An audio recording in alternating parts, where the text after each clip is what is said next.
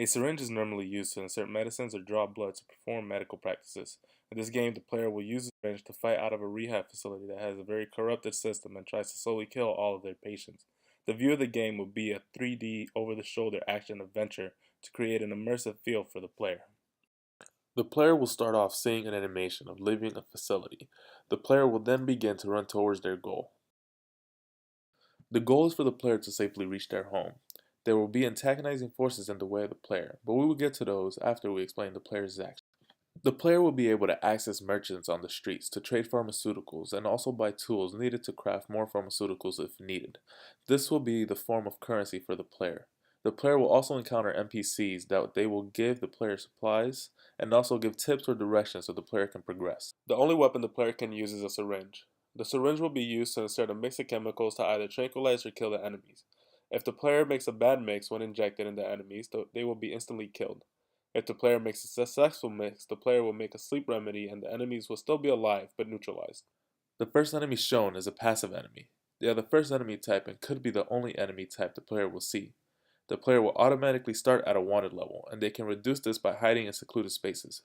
But at even no stars, the passive enemy will still be looking.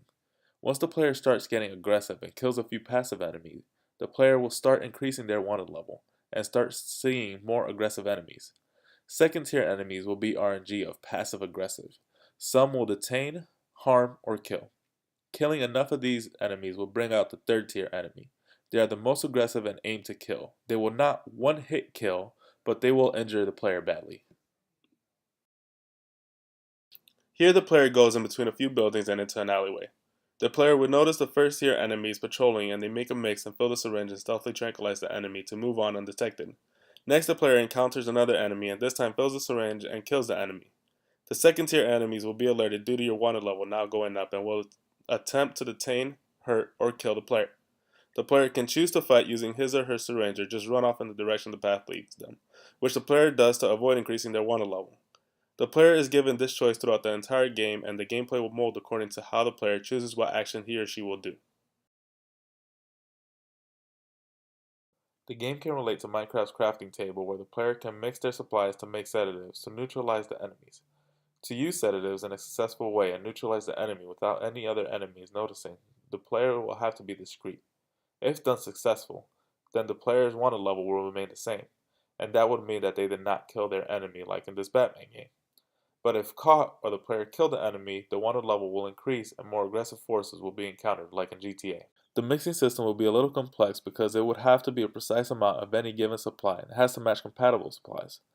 If this does not work out, then taking the mixing system away will not completely change the gameplay and could just give the player vials of sedatives and they would just have to use supplies to buy sedatives. This would also cover the complexity of the currency system on having separate values and then matching values of lower cost supplies to higher cost supplies.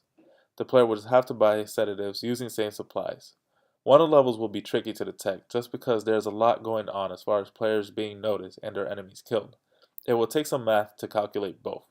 If it becomes too complicated or does not work properly, then the wanted level will only count kills. With all this in mind, it separates itself from the mentioned game through its playstyle, of having to critically think on how they will use a syringe and reach their home safely while having multiple encounters of enemies to either evade, neutralize, or kill them. This was Misfortunate Adventures. Thank you very much for your time.